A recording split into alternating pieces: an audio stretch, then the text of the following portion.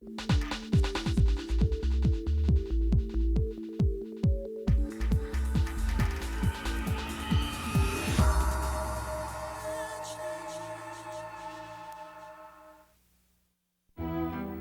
1876, Leopold, Duke of Albany, was a bachelor. Take a wife.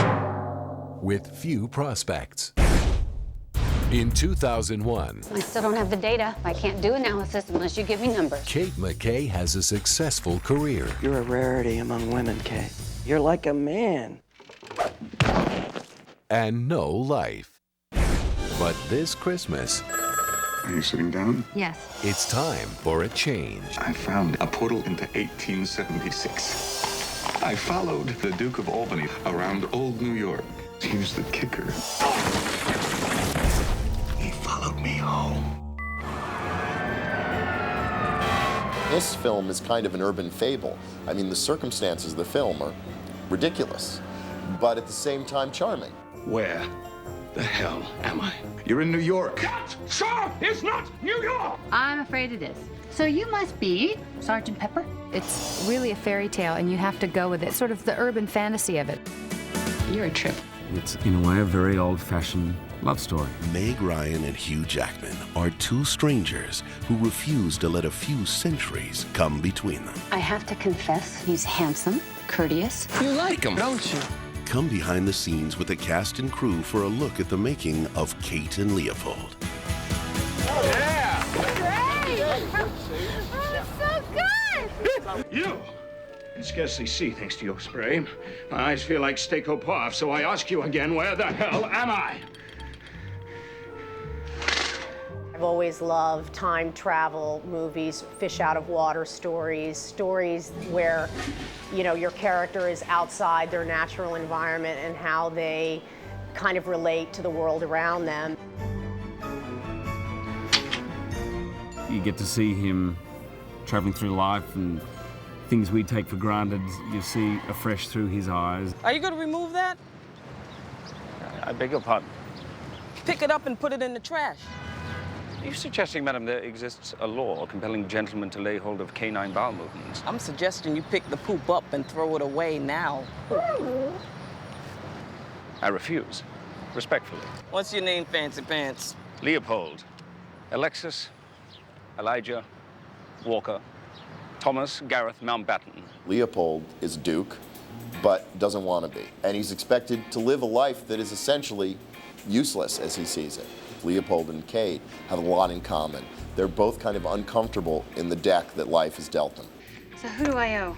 Bobby at Hasbro, Reeves at Crunch, and the finals came in for Love for Sale. The call at the studio is at 4. Merger and things in 15 in the conference room, and JJ wants to talk to you before that. Kate's this, dynamic businesswoman. But at home, she's this really wounded, heartbroken person who's trying not to be as lonely as she is. I love the juxtaposition of that. Kate is caught in the rat race that many of us are caught in. She's dying for something honest, for something true. You know what? I'm not your girlfriend anymore. I haven't been for a whole month now. You can tell me the truth. You know what, Kate? This is it, in a nutshell, our downfall. You never, not once, believed in me. Oh, I did, Stuart. I did for 4 years, and I got burnt. And in a way, I think it's about two people who, there's parts of themselves missing that each of them could fill. Leopold pushes her buttons in all the great ways and all the awful ways all at once. He doesn't make any sense, and he's in fact everything that drives her nuts. What is that? I beg your pardon? Why are you standing? I'm accustomed to stand when a lady leaves the table.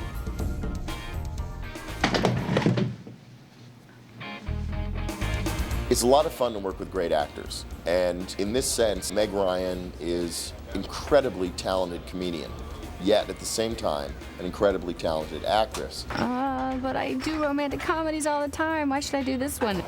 It's hilarious that it's in an office. Right, but I imagine you meant like that. Yeah. Originally, when I was talking to Jim about it, he just did what he said he was going to do, and that doesn't happen very often. I mean, he said he was going to make a particular kind of movie, and I think he has. And Meg, when you're coming in, I trust him implicitly, and so here I am. I remember Breckin and I sitting in the trailer, and we were watching some dailies from the first day of filming.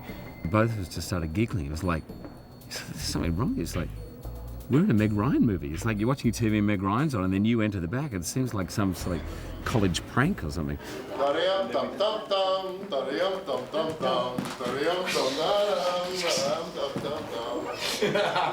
She's very, very funny, and the most non-star person I've ever met, and yet she's probably one of the biggest stars I've ever met. Meg's the kind of girl who, to me, looks more at home in a mosh pit than a waltz room. But I'm sure she'll pick up the waltz fine. Apparently, Stewart located one utilizing modern...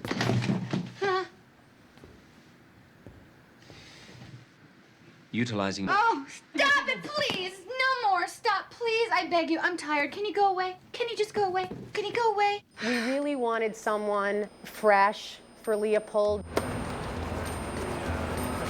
Tally-ho, horses her.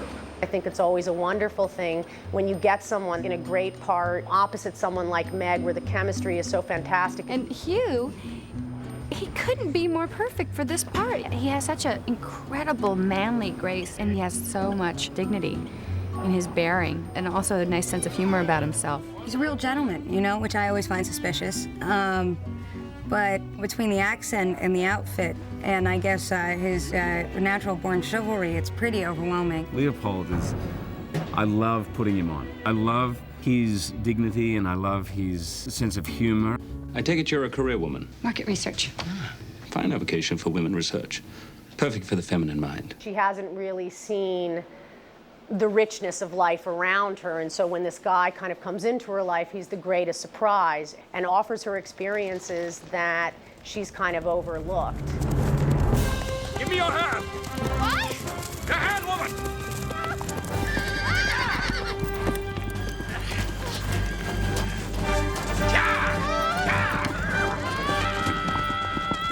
I'm a big fan of comedic films, romantic comedic films, and particularly old-time comedies of the 30s and early 40s. And it's very rare that comedy is something that gets to be explored in a fully committed fashion by great actors who are investing themselves in the charm, in the humor, in the ridiculousness of their circumstances at times, but at the same time, they're real people. And I think that a lot of our players in this movie do that and do it well.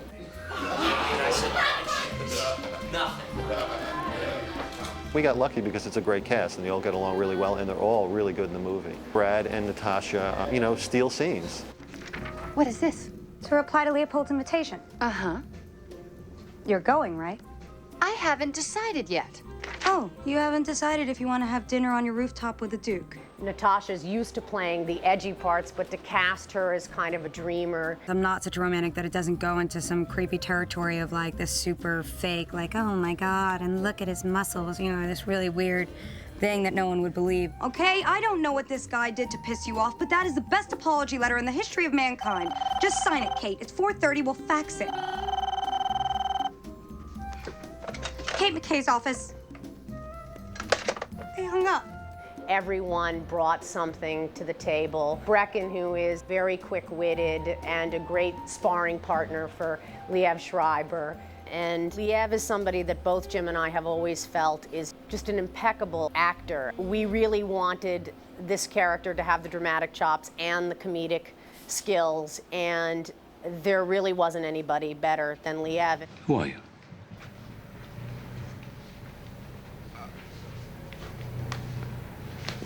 No.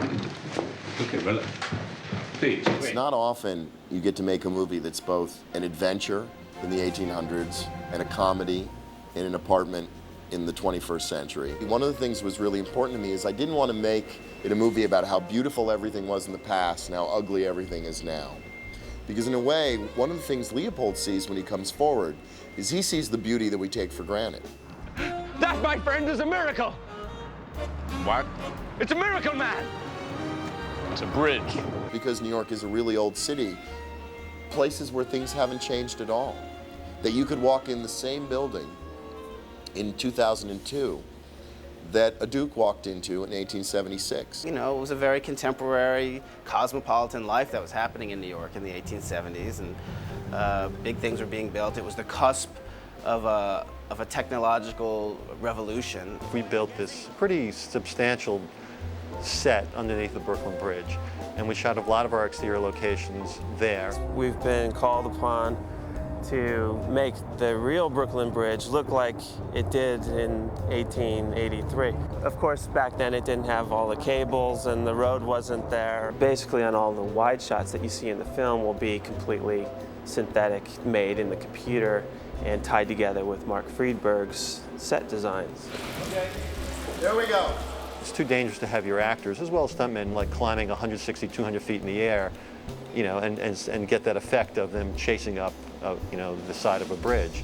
There are 4 or 5 shots of the bridge at night in a rainstorm that obviously have to be completely made up. So what we do is photograph Leopold or Stuart separately against the blue screen, reduce them down, and then we can then place them into a completely digital scene.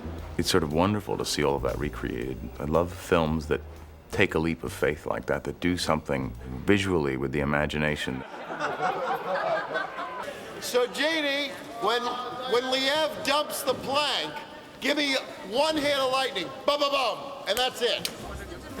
Jim just makes everybody feel empowered. He does everything, I think, that a really, really strong director does. He's going to be working for a long time, and he's just got great ideas, really elevates simple ideas and keeps them simple and clear. It's great. It is a lot of fun to sort of sit in a room with Jim and improvise and kind of, you know, fool around, because he's very, very quick. Yes, you can be out there.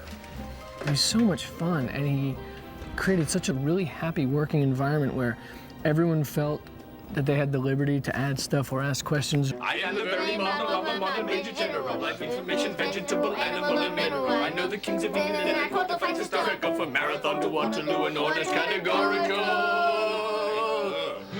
I'm very good at integral and differential calculus, and the scientific name of being analogous, short and vegetable, animal, and mineral. I am the very model of a modern major general. I thought it was a great challenge on every level. I mean, for Jim, visually, for Meg's part, my part, to bring all these things together was a great challenge, and if done properly, would, I think, be a film that I would be proud to be part of. It's for you, Kate. If I caught the world in a bottle and everything was still beneath the moon. Leo, don't you think it's time you tell me who you are? I am the man who loves your sister. This movie poses the question, is there really the possibility for true romance? For true love? Can it really exist? I want more of this, more 1876.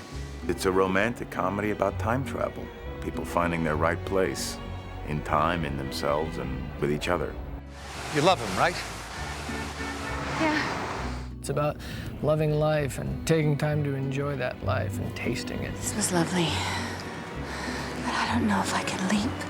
Love is always complicated. It was then, it is now, it will still be, and it's the best thing we've got. Here in your arms where the world is impossibly still, with a million dreams to fulfill, in a matter of moments until the dancing ends. Here in your arms and everything seems to be clear, not a solitary thing do I fear, except when this moment comes near the dancing's end.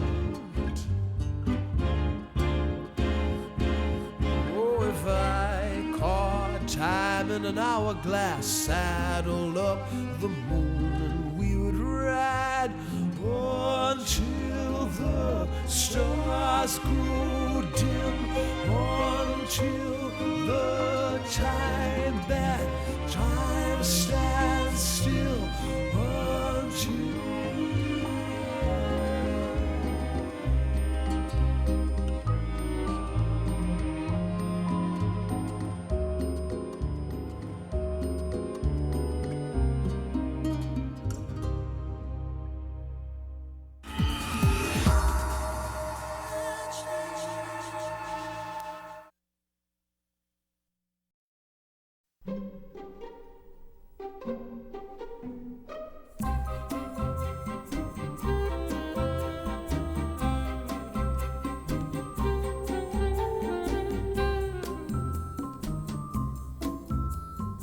For Jim, this was his first period film, and as he said to me, it was the first time he'd ever had a costume built.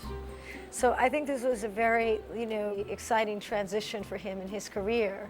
He really had to go from sketch to a final product, and that's a very, very scary route for someone who hasn't done that before. So we put a lot of time into the research, a lot of time into just looking at things and talking about it.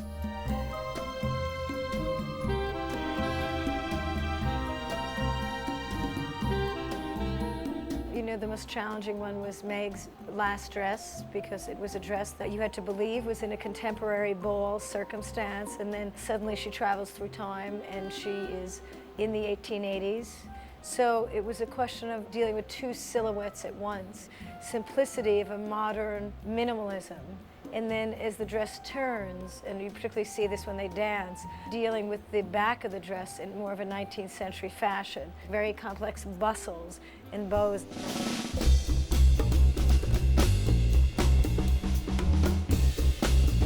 It was sort of exciting for me to be able to sort of juxtapose these two centuries.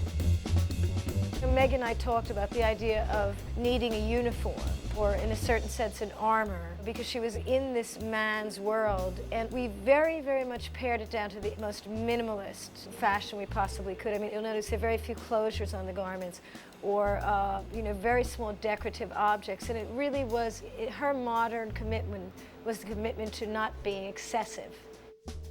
There was the idea of New York in 1880, and having to have a certain element of fantasy to the clothing, and making it look real, and then also realizing that you're going to be cutting back and forth into a contemporary context. So in a certain way, the palette really had to balance that out.